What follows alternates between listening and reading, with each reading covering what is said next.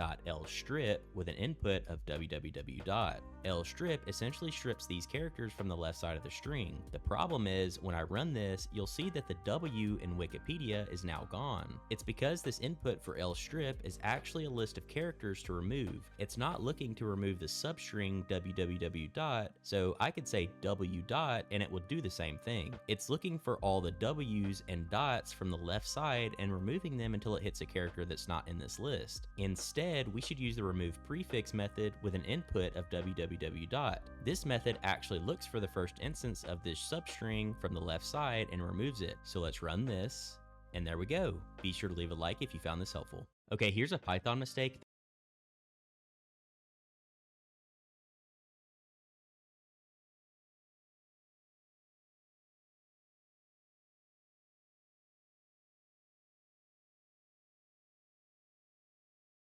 Hey everyone, welcome to your lengthy video. And I say lengthy not because check out my new message and it's please subscribe, because I also print indexes of this. So for example, we can grab index 6 and that's going to give us a space, of course. And what if we wanted to actually figure out the total number of indexes in this string? So, maybe we wanted to loop through this string later on and grab each character. We need to know when to stop. And the way we can do that is with a special function, and it's actually called len. So here's how we're going to invoke it. Let me just move this down a line. We're going to say len and then pass in message. And it returns the number of items in a container. So the container being the string, number of items being characters. So this is going to return that. So what we need to do is we actually need to take it and put it inside of a print so we can get it out in the terminal, hitting run, and we get 16. So there's 16 characters. Let me just count. 1, 2, 3, 4, 5, 6, 7, 8, 9. Ask. And the indexes of a string? Of course I can, guys. So the indexes, the max index is always going to be 1 less than the length. So 0. If you were to put 6,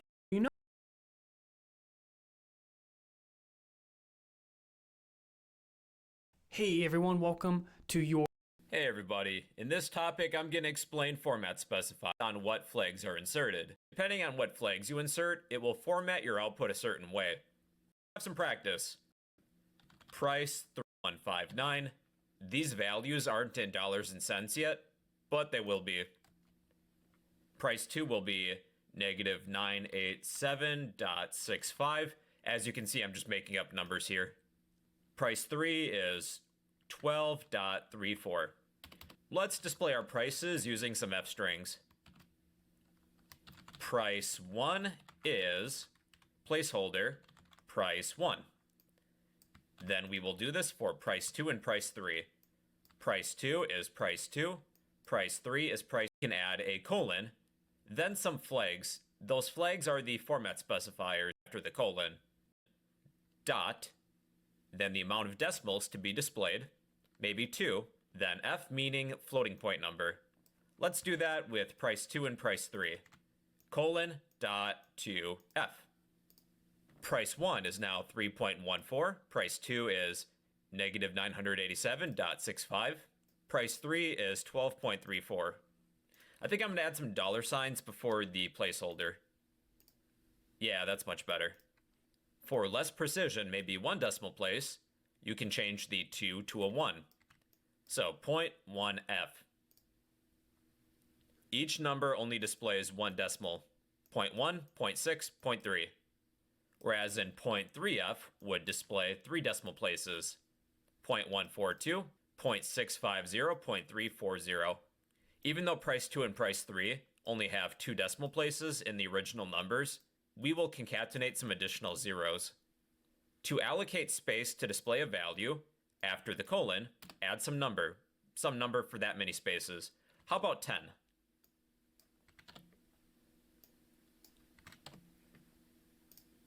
Each value now has a total of 10 spaces to display the output. 1, 2, 3, 4, 5, 6, 7, 8, 9, 10. If you were to precede a number with 0, well, these numbers would be 0 padded. Each number is now 0 padded. To left justify a value, you would use a left angle bracket. All these numbers are now left justified. Then we have all of the space. All these numbers are now left justified. Then we have all of the space after. They're all uniform. Right justify would be a right angle bracket. And I believe that's the default. Center align, I believe, is the caret symbol. Yep, our numbers are now centered. If you have any positive values and you would like to display a plus sign, just use plus.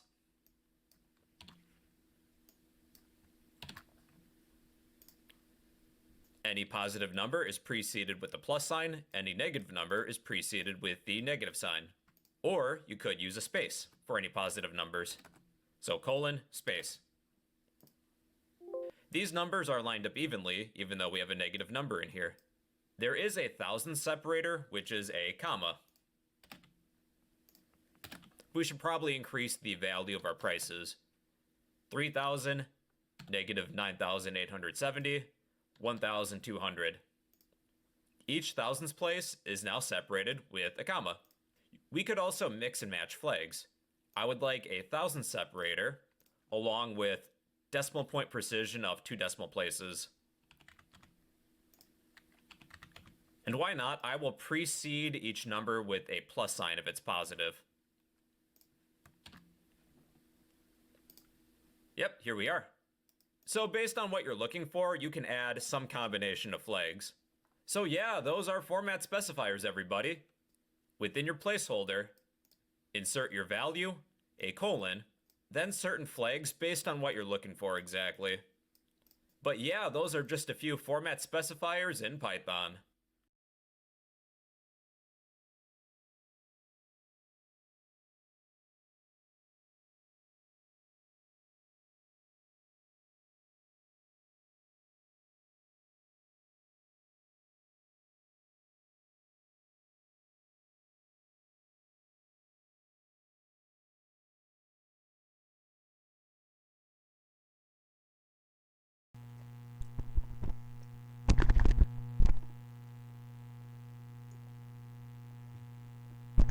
Okay, ayos natin to.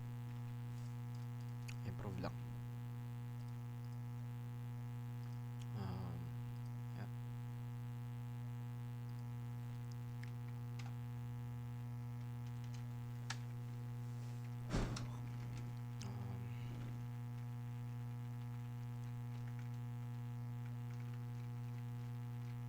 V5.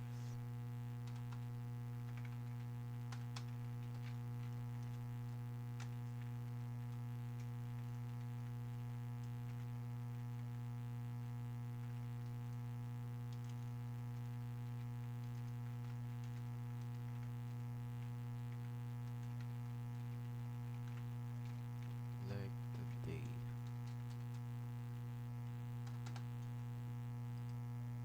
Okay. Okay lang.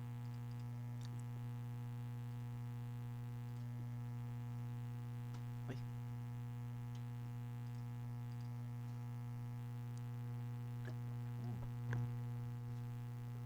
Okay. Kami ginawa ko nung una-una.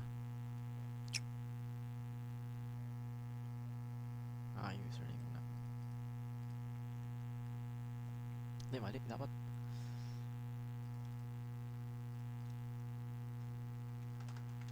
Hindi, dapat print.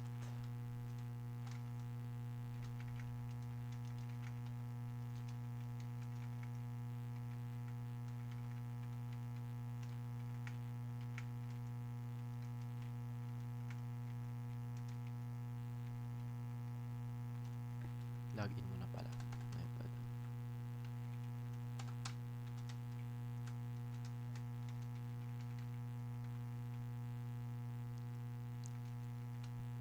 Ayun. And what is your username?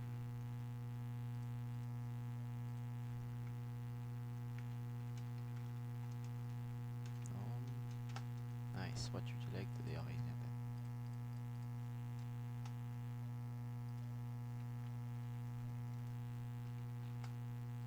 Nice.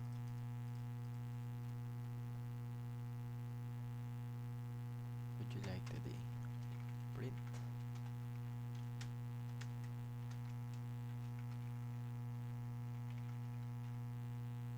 Ay, mali. Menu muna.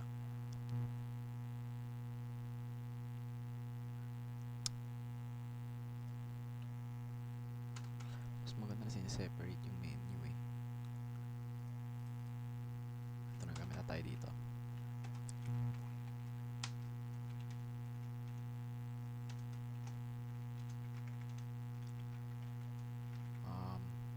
Ano ba yung mga kape doon nakalagay? Americano, hindi ba yun? Ano mga coffee?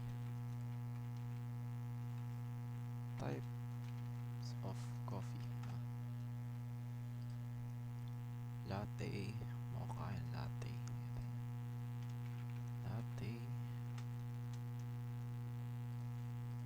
Para magamit to, ano yun? Kailangan mo ng ano? Kunyari ganyan, tapos 12 I think. Ayan. Mocha. Para may if pa yan eh. So, dun magkakatalo tayo mamaya kung paano magagawin yan. 50. Ano ba? Latte, mocha, espresso. Espresso.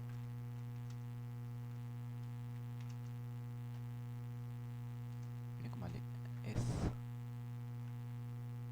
Tangin na si espresso. Okay. 60. Okay lang muna. Tatlo muna sila.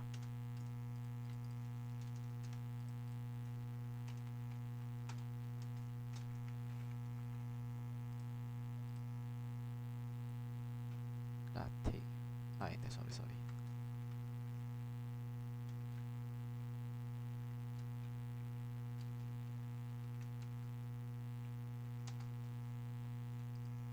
Okay. Ito ba?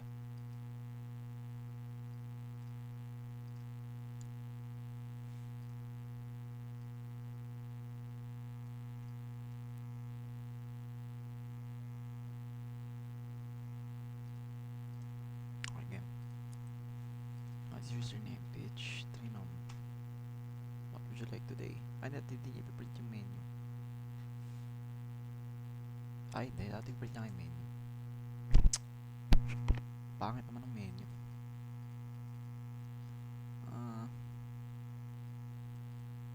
Pangit ng menu ah. Actually, ginawa ko dito. To-do list yun, diba?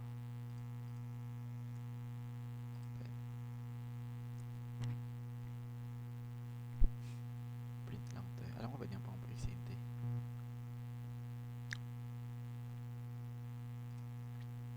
Parang pangit naman ang menu. Pangit eh. Up tayo ng inspiration. Paano ba dapat?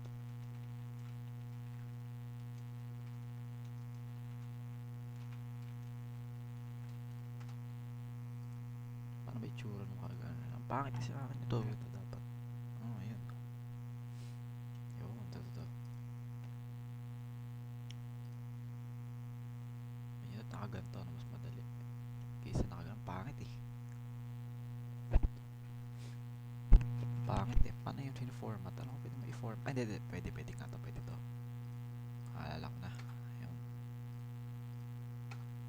Sige, ito yun eh. Ganun ba yun? Hindi pa. Alam ko, ganun eh.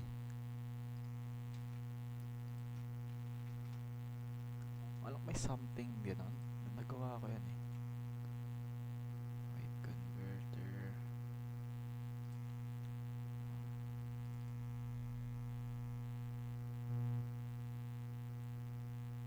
Ano to?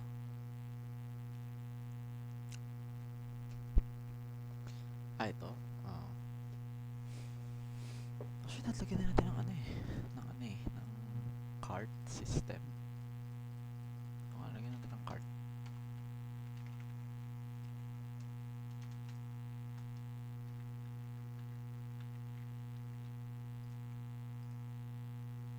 Card system, no?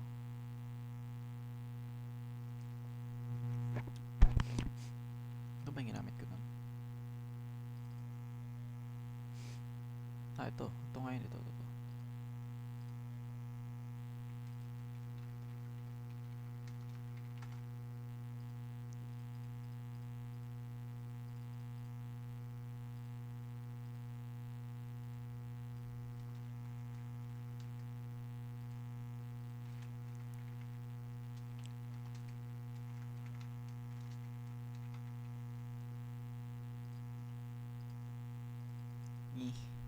Ayaw, ang pangit naman yan.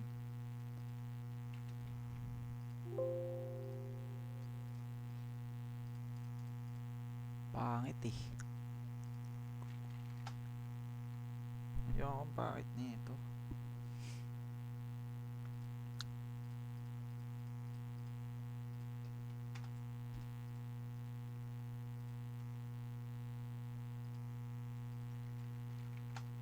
Pangit eh.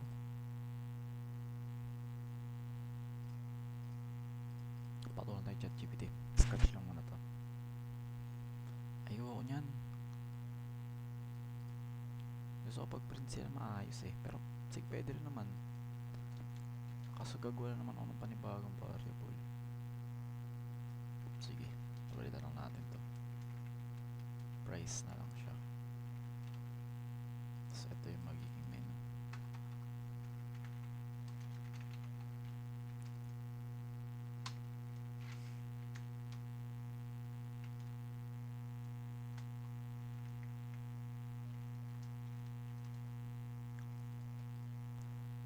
Print, pwede yung printer diretso eh.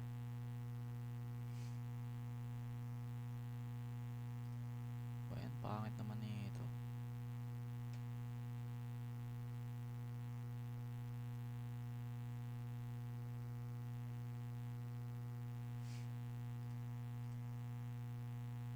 Tayo lang din ulit.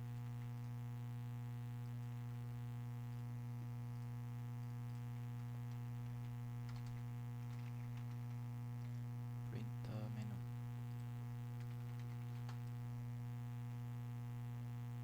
Kagi, mali. Ito pala ako.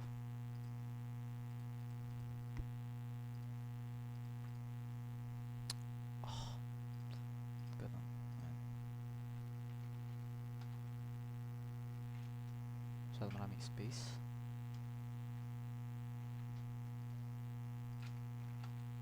Yan. Yung menu dapat naka-space. Naka-separate yung menu. Wala, ganun din eh. Pero hindi ko nagagamitin ito if elif, which is better. If, sa bagay.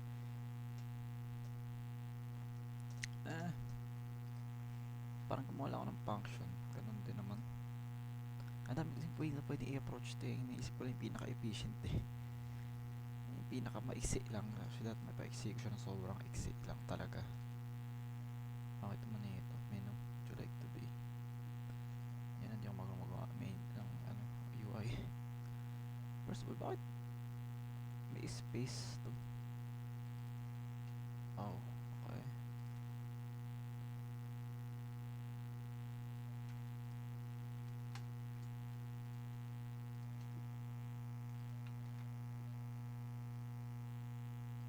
Hindi ba ito pwede?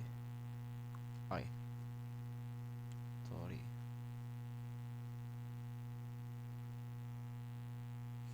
Parse error. Bawal. Paano ko i-input yung ganun? Yung bawal to. Pwede nga. Niloloko mo ako eh. Saan 1, 2, 3 dun? Loko 1, 2, 3 Amerikano. Saan yun ay kago? Yun. Same mo kanya no? Ngayon, ang ginawa ko dun sa isa, alam ko yung price list nito. Pag ito i-print mo, wala tong price list, alam ko eh. 2, 3.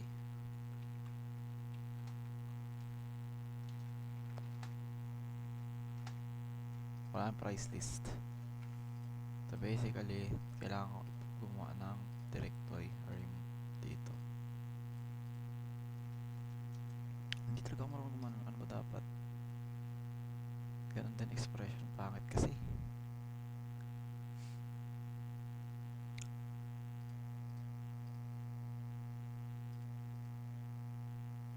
Hindi ko alam dahil magiging ano niya. Ito.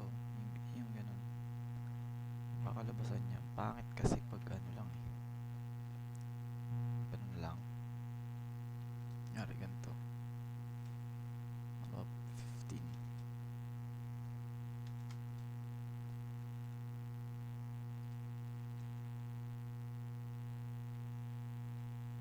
Yun na, bibay mo. Ayoko nung ano. Haba nung kailangan i-type eh. Latte na lang, latte. Kung Amerikano, haba ng Amerikano.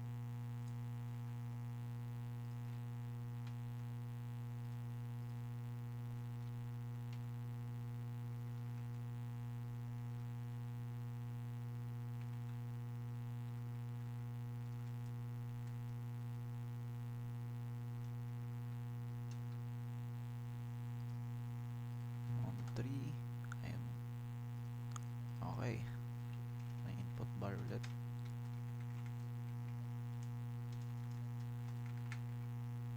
Minamadali ko lang. Medyo kailangan ko may pasok na po kasi. Yeah. Hindi ko talaga magtutuloy ko itong Python. Since if mag-Java kami, stop ang Python, I have to do Java. But still, I'm still gonna do Python as a side thing.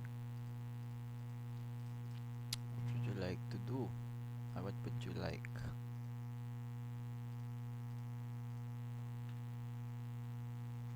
Hindi ako marunong maglagay ng mga ganyan-ganyan. Yan. Ngayon, ilang, ano to? Tangin na mapapahaba ako pa yung ginawa ko. 38 lang to yung ginagawa ko, nasa 24 na. So, mas less. Ito, mapadali na ako dito.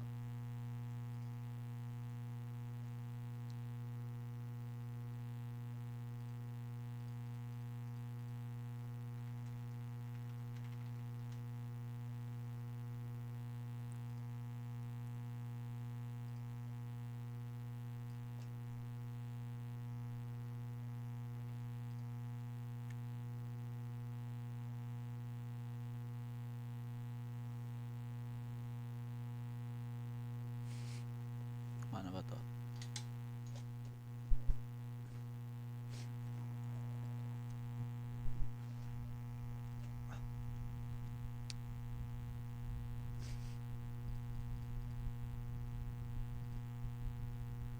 Hindi. May card system pa pala ako, no? Haba talaga pala to. May card system pa nga pala ako.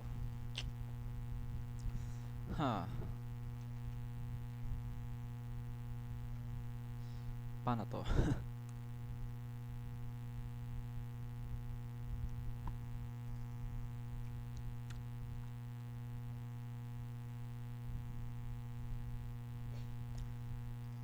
Alam ko dapat di mo binapipe ano to, binamanual. Gusto ko kasing matuto yung basics talaga, pero dapat pwede na mag-chat GPT anytime. If order, def, di pwede mag-def. Para maging def to eh. Oo, latte equals 12. Baka equals 15.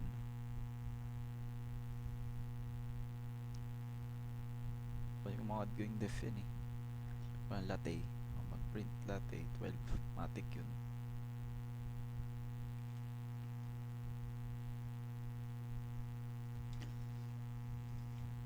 Print pa rin ako. Hinga ako ano. Hinga tayong alokay chat GPT.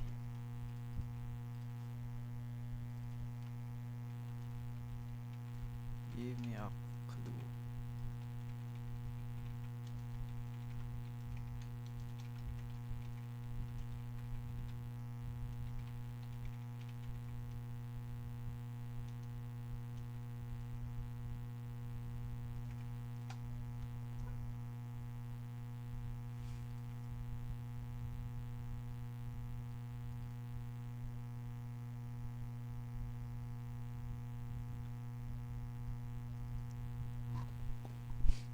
Kaya nga dictionaries.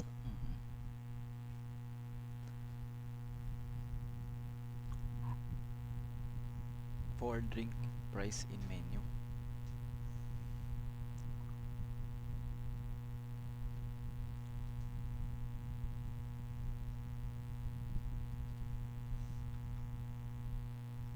Ito ang ginagawa ko, base price. O tama naman ako, base price. Paano ko ipiprint yan ngayon? Print and menu. Pwede yun.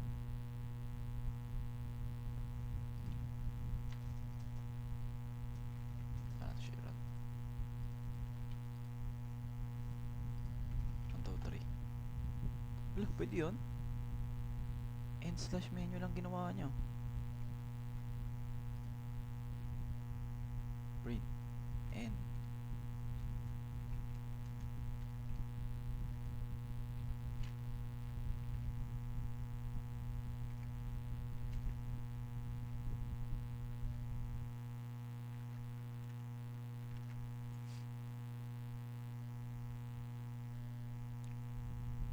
saan tong part na to? Menu. Print menu.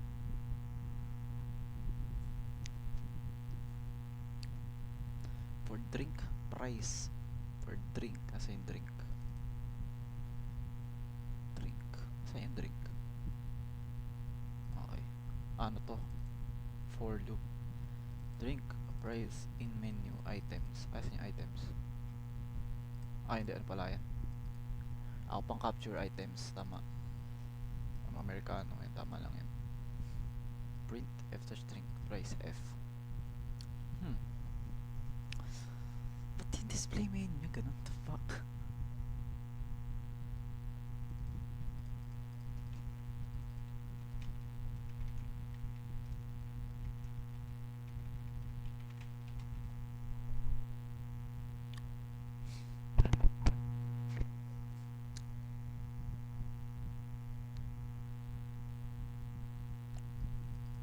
Menu items give you pairs. Tama, menu items. Kaya nga. Oh wait. Oh! For drink price in menu items. So basically, for drink price in menu items. Use pairs nga. Key drink is the key.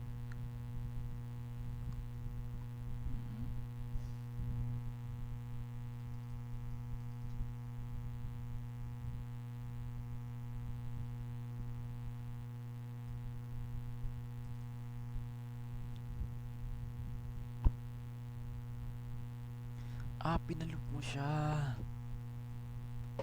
What the hell?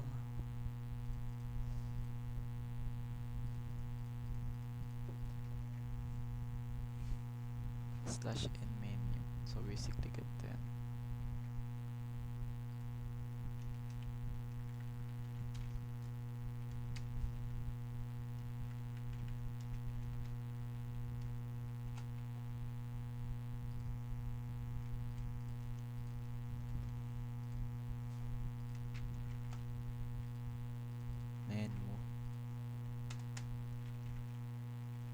Sa akin iba eh. Menu nga pangalan ng kanya eh.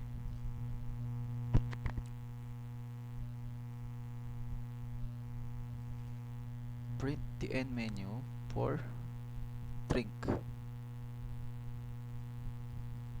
Price in menu items. If order in menu, order in menu price, menu, order.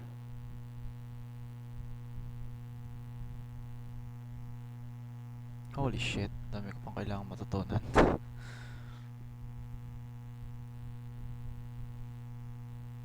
Yes, sorry, if order.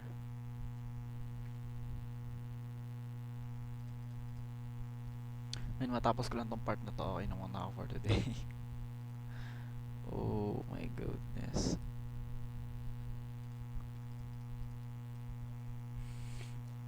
Okay.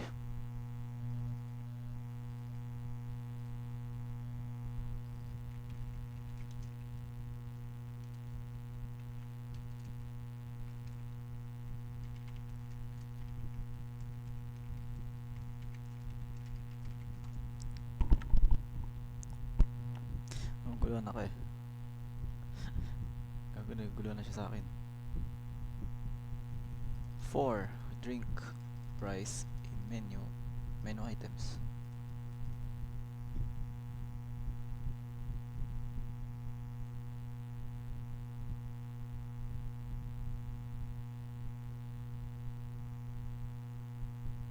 Tapos ano yung new list? Oh, literal. 4 in 4 will take one pair at a time from menu items. Tuple unpacking. The pair key value split to two variables, drink tsaka price. Ito may dollar sign pa eh, no? Ang weird nga sa tuples, nauuna lagi yung sign before yung mismong word. Hindi ko alam, tapos pinagpapin pa siya baliktad. Ah, hindi, tama lang pala. Dollar price, so tama lang. F, tama lang, drink eh.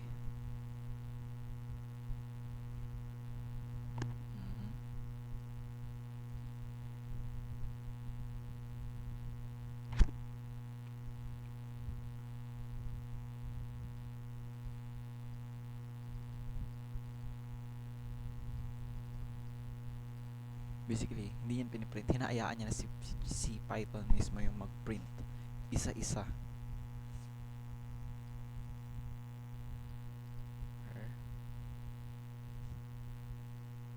Medyo complicated to sa akin. Siguro eto. 4 pair in menu items. Drink pair 0, drink pair 1. Ayun, medyo nakakalito kasi.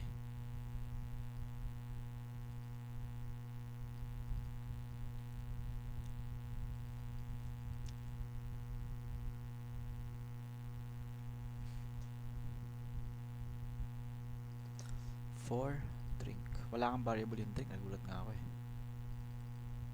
Ayun, wala pa yan. Basically, binibigyan mo pa lang siya. Ano tong ano?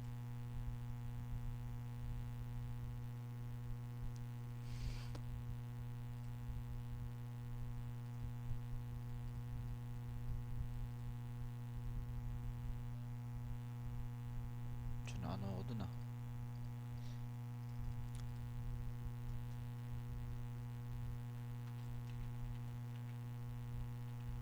Sa akin kasi separate eh. Menu tsaka price magkaiba eh. Pero pwede siya magkaisa lang eh. Kaya hindi mo na to gamitin, hindi mo na to gawin. Kaya hindi mo nagawa ng ano eh.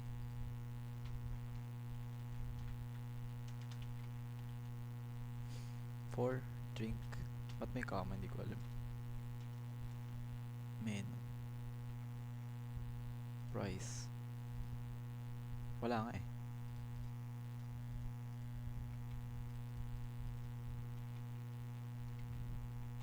Saan yun? I think big letter.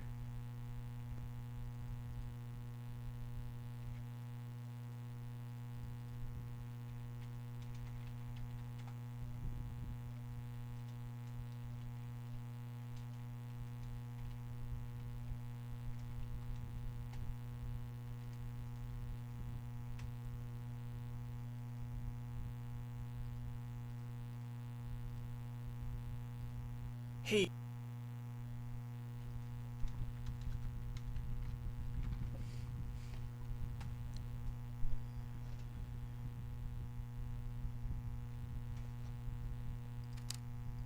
helpful. You can use to add. Oh, and they're in alphabetical order. So then we have. In this Python quick tips video, Gets ko naman eh. Ano yung items? Okay, as Aray.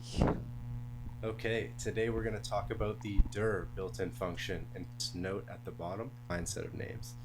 We use it for ways to run. Take a look. So when we do Okay. Ano yan? Python and every time we run this, we want to Dami. Ganun tayo Hey sa there. simple lang. Welcome to Welcome to Linux for Hackers. Watch that.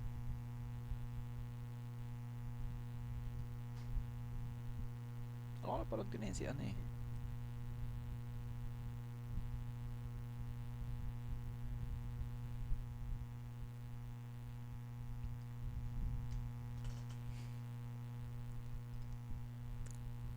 Intro to the Dictionaries. built-in dir function in Python.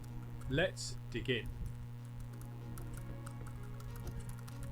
This preview of the code block shows where we're going in this tutorial, followed by a step-by-step breakdown of what it all means. After watching, you'll be able to explain what the dir function meant when return current scope when no argument is given. Under methods. With Huh? Uy, teka lang, dictionaries, hindi ano yan. Dictionaries, men. Mali ba ako? Oh my god. Hey, Sorry. hey everybody. Capitals.get Japan. If a value, see if a key doesn't exist. That's how to check to see if a key. So within, or to check to see if a key is capital doesn't exist, but Russia is. That capital does exist. That value pair, right? Area. It's gone. Ano yung get item? Pop item will remove the latest key value. That capitals resembles a list. Key is also the values method. Dictionary. Ayun. Capitals Ba't sa kanya get item? Items ang pala mo. dot items. I will assign what is returned to a variable named items. Then we will print items.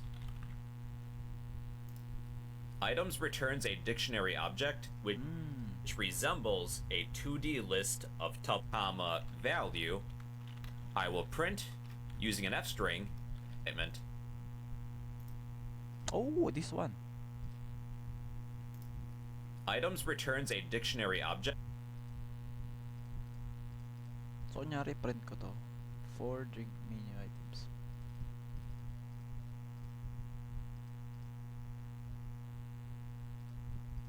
Which resembles a 2D list of tuples. It's really complicated. How might this be useful?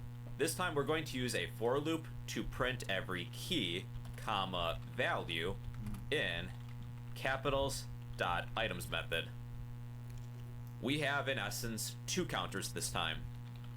I will print using an F string every key value pair.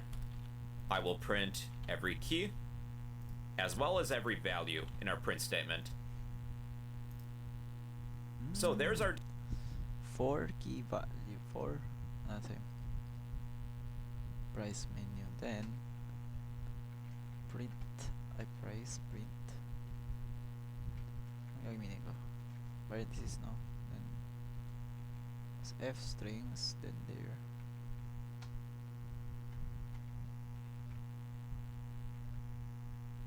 So kunyari nakalagay dito drink eh.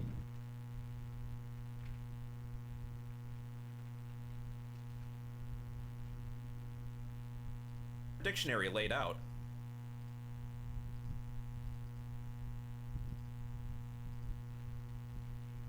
Oh, F drink. Teka lang, ano nangyari? Ay, sorry.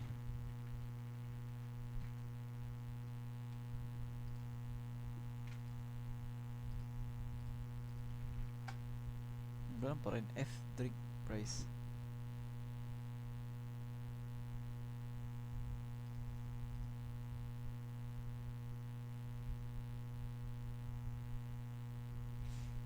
Ang mali.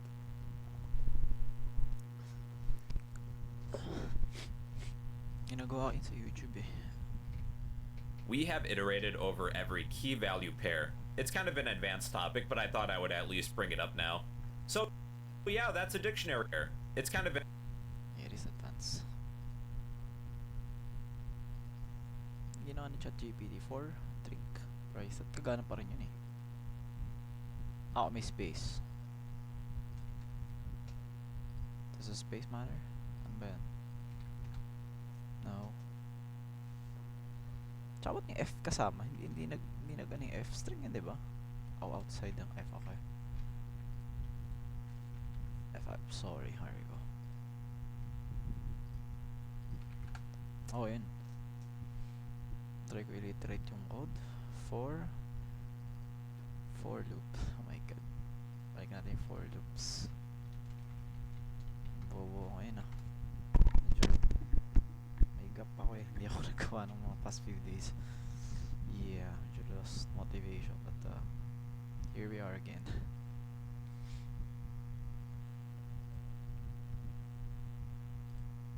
Hey everybody, in this durable, I'll have more examples for you in loop, but here's an example. Suppose we need to count to 10.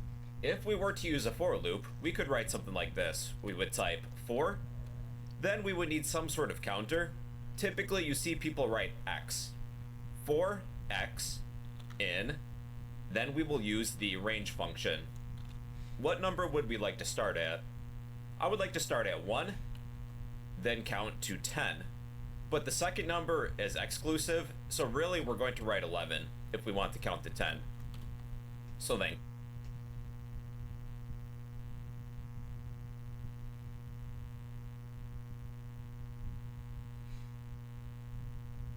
colon, then hit enter. Whatever code you would like to repeat a certain number of times, you will list underneath the for loop and make sure the code is indented too. I will print whatever our counter x is. When I run this code, we will begin at 1, then stop once we reach 11. So yeah, there we are. We have begun at 1, and we have counted all the way to 10. So that's the basic syntax for a for loop. For, some counter. Really, you can name this anything. Sometimes you'll see people name this as counter, and that would work too. But let's stick with x. In, some range. Where would we like to begin? Where do we stop? Okay, wait. For x. For x in range, print x. Yung x nasa range. Sa range yung 1 to 12 to 11. Now let's then count down to 0 to year. When we print Happy New Year, we are outside of the for loop. To count backwards, you can enclose your range function within the reversed function. Reversed. 11 to 1. So we begin at 10, count down to 1. Yeah, print kasi matapos ng loop. 1 function step. It's going to get rid of half, but we will count by 2. 1 though. So 1, 3, 5, 7, 9. If you were to change the step to 3, you would count by 3s. Beginning at 1, 4, 7, 10. Okay. So the range function isn't the only thing you can iterate. Card equals, I'll make up some credit card. X will hold our current position. At first it'll be 1, then 2, 3, 4, dash, so on and so forth. So here's our credit card number. 1, 2, 3, 4. For ano, in ano, ibibigay niya lang yun. For drink. Price. In menu items.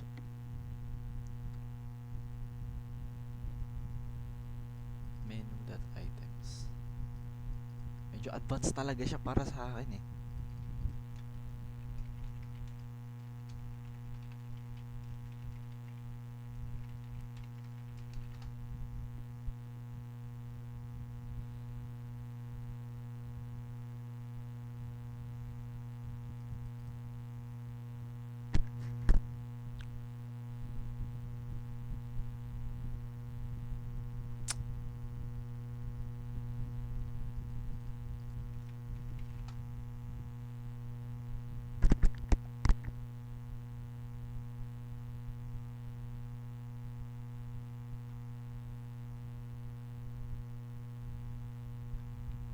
Print menu. For item in menu. Kaso ano yan, hindi yan naka-dictionaries tol. Naka ano yan, naka-lists yan. Kung list, mas madali. Kasi list, ganyan lang yan eh. Oh. Bam. Sa item. Ano yung item? Ano yung item dyan? Ano yung item na yun?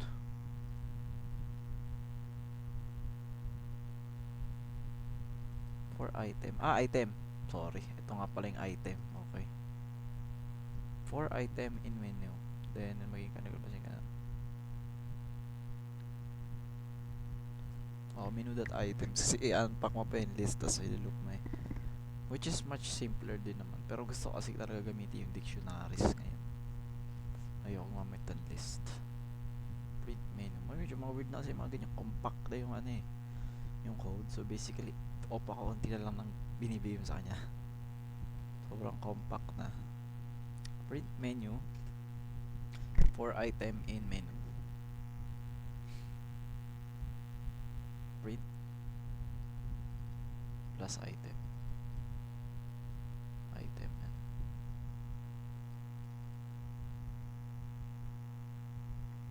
This would still work. Actually, di ko alam bakit ginagawa ang dictionary, pero mas efficient is dictionary pagdating sa mga ganito. Mas madali magpalit. $10 pala ito, no? Bawal. Okay, bawal. Okay, huwag na.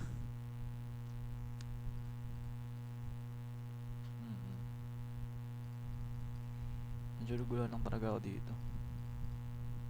Hindi ko alam paano ito gumagana. Let's continue. Sayang oras. Then, ang pinaka-suggested pa rin dyan, if pa rin. Kasi hindi ko na alam to. Shit.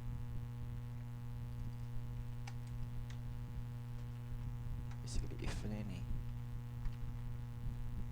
Wala mo na order. At wala ko lagyan pa natin ng value. If order. Hindi ko alam. And if order in menu something. Price. Tingnan.